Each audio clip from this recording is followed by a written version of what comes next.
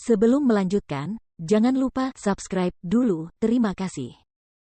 Bab 483 sebelum pergi. Yan Chenyu telah keluar dari patung es, tetapi Jiang Chen dapat dengan jelas merasakan bahwa auranya masih berada di dalam patung es, seolah-olah dia tidak pernah keluar dari sana. Ini adalah perasaan yang benar-benar aneh. Yu kecil, apa yang terjadi? Jiang Chen bertanya. Chen Gege. Yan Chenyu menanggapi. Ia tiba di depan Jiang Chen, lalu mengulurkan telapak tangannya yang seperti batu giok dan meletakkannya di atas telapak tangan Jiang Chen. Ia kemudian menutup telapak tangannya, memegangnya erat-erat. Jiang Chen merasa gugup, seolah-olah Yan Chenyu akan meninggalkannya kapan saja jika ia tidak memegangnya erat-erat. Merasakan kegugupan Jiang Chen, Yan Chenyu merasakan kehangatan di hatinya. Sambil tersenyum, dia berkata, Chen Gege, jangan panik, Little Yu baik-baik saja. Chen Gege, Little Yu khawatir aku tidak bisa pergi ke benua ilahi bersamamu. Aku punya tempat yang paling cocok untuk berkultivasi, kata Yan Chenyu. Kau sudah memutuskan untuk tinggal di sini. Tiba-tiba Jiang Chen tersadar. Ia mendongak dan menatap patung es peri itu. Ya. Jimat es hitam telah sepenuhnya menyatu denganku, dan aku akan menerima warisan Dewa Es. Jadi, aku akan tinggal di sini. Aku harus menjadi lebih kuat agar tidak menjadi beban bagi Chen Gege. Yan Chenyu kemudian berkata dengan ekspresi serius, Yu kecil mengerti. Chen Gege adalah pahlawan yang tak tertandingi, pria terhebat di dunia ini, dan kau masih memiliki jalan yang sangat panjang di depanmu. Yu kecil adalah wanita Chen Gege, dan aku tidak ingin menjadi beban yang tidak berguna. Yu kecil ingin menjadi seseorang yang berguna bagi Chen Gege, bukan seseorang yang selalu membutuhkanmu untuk melindungiku. Dewa Es hanyalah sebuah nama, itu adalah keberadaan yang tertinggi, dan aku akan menerima warisannya. Chen Gege akan pergi ke benua ilahi untuk mencari tempat yang lebih baik untuk berkultivasi, dan hal yang sama berlaku untuk Yu kecil. Ini adalah tempat terbaik bagi Yu kecil untuk berkultivasi. Aku akan mencurahkan semua upayaku untuk mengolahnya, dan suatu hari, aku akan pergi ke benua ilahi dan menemukan kalian semua. Yan Chenyu terus menatap wajah Jiang Chen dengan matanya yang indah, seolah-olah dia ingin mengukir wajah ini jauh di dalam hatinya. Semua yang dia miliki saat ini diberikan oleh pria ini, pria yang dia cintai.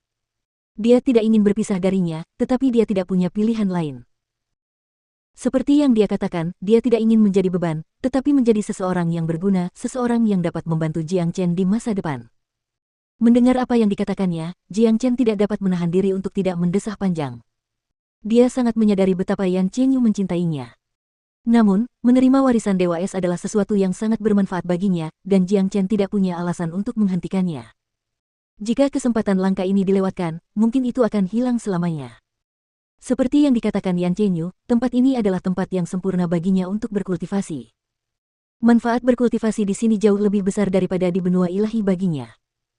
Oleh karena itu, betapapun tak tertahankannya, Jiang Chen harus setuju dengan keputusannya, apalagi fakta bahwa Yan Chenyu telah membuat keputusan ini dengan tegas. Hidup tanpa Little Yu pasti membosankan. Big Yellow menggelengkan kepalanya dan mendesah. Anjing kecil, jangan bersedih. Ini hanya sementara, aku akan segera kembali. Yan Chenyu menepuk-nepuk kepala Big Yellow. Dialah satu-satunya orang yang bisa memanggil Big Yellow dengan sebutan anjing kecil dan menepuk-nepuk kepalanya tanpa membuatnya kesal. Yu kecil, beruntung sekali. Jika kau benar-benar menjadi Dewa Es, itu akan luar biasa. Big Yellow mulai tertawa. Dia bukan orang bodoh, dia bisa dengan mudah melihat betapa pentingnya kesempatan ini bagi Yan Chenyu. Jika ini yang kau inginkan, Little Yu, kau harus tinggal di sini.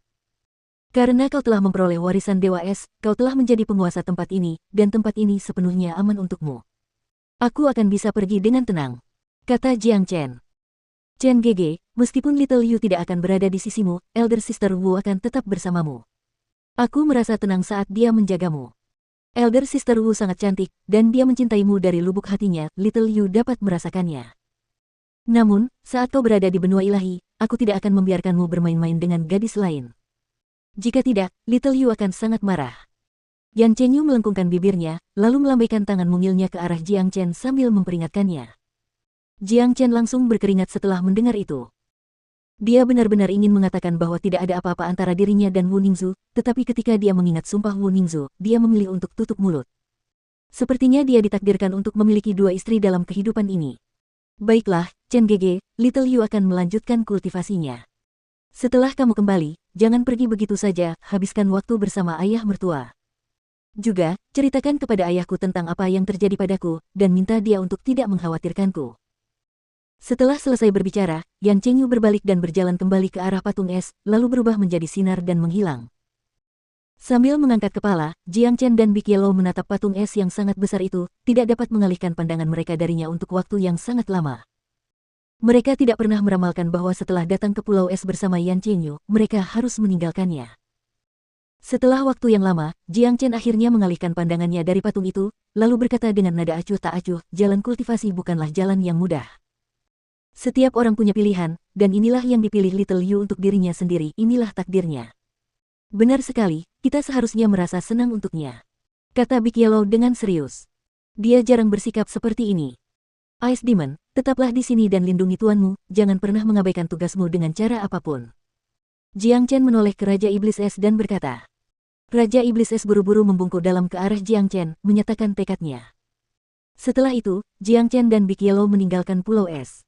Keduanya pergi dengan berat hati. Jiang Chen selalu ingin kembali ke benua ilahi, dan waktunya akhirnya tiba. Namun, ia harus pergi bersama banyak orang yang berharga baginya sebelum itu. Yan Chengyu hanyalah yang pertama, karena ia masih memiliki keluarganya di sini.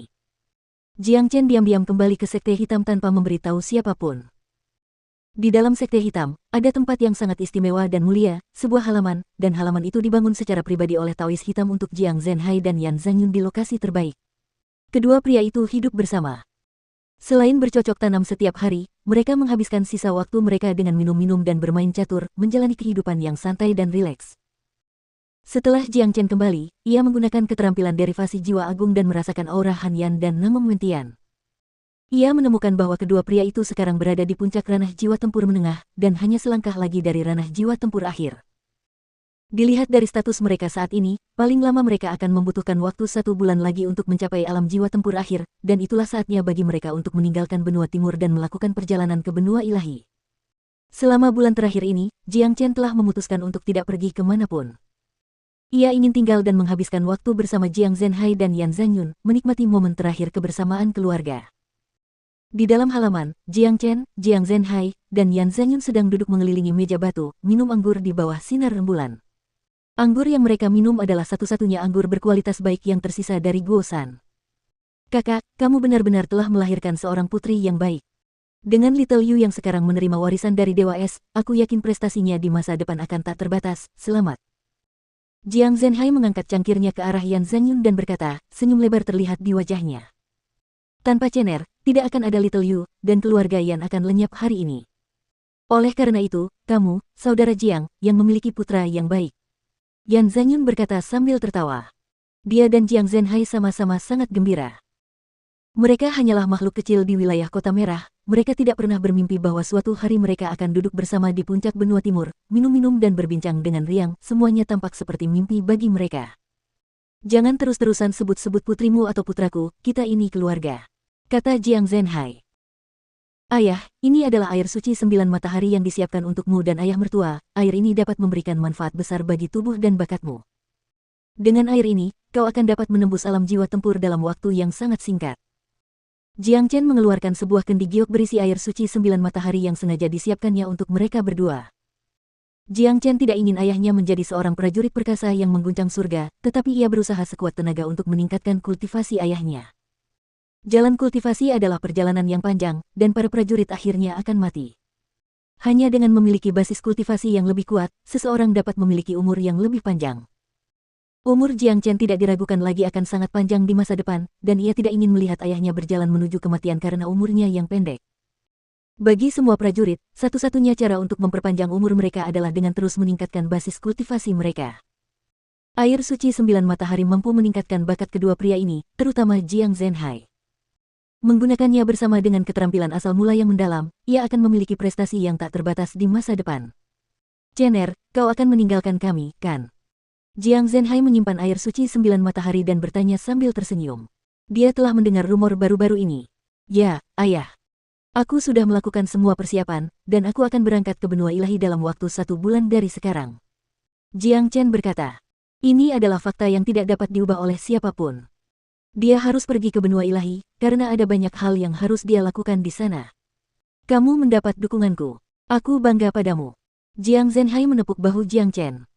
Meskipun ia merasa tidak tahan berpisah dengan putranya, ia mengerti bahwa dengan kemampuan putranya saat ini, tinggal di benua timur tidak ada artinya. Semua orang tentu ingin maju, dan seorang jenius seperti Jiang Chen ditakdirkan untuk menjadi hebat. Cepat atau lambat, ia akan terbang tinggi di langit. Cener, kita tidak tahu seperti apa dunia di luar sana, tapi aku yakin dunia ini penuh risiko. Kamu harus ekstra hati-hati saat berada di benua ilahi. Yan Zanyun mengingatkan. Ayah mertua, jangan khawatir, saya tahu apa yang harus dilakukan. Jiang Chen menganggukkan kepalanya.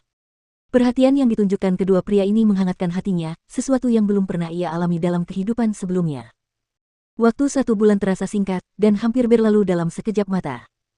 Selama bulan ini, Jiang Chen tidak pernah meninggalkan halaman. Ia menghabiskan setiap hari minum dan bermain catur dengan Jiang Zhenhai dan Yan Zanyun, benar-benar menikmati kehidupan yang damai dan santai selama 1 bulan. Jiang Chen benar-benar menghargai hari-hari ini. Tidak mungkin baginya untuk memiliki hari-hari seperti itu setelah bepergian ke benua ilahi. Suatu hari, Han Yan dan Nangong Wentian sama-sama berhasil mencapai alam jiwa tempur akhir, dan Wu Ningzu juga mengakhiri kultivasinya yang terpencil. Dengan memanfaatkan garis keturunan bangsawan yang diwarisi dari zaman kuno, ia berhasil menembus hambatan dan menjadi Raja Tempur kelas 1. Ia adalah Raja Tempur termuda di benua timur dan benua selatan, seorang jenius sejati.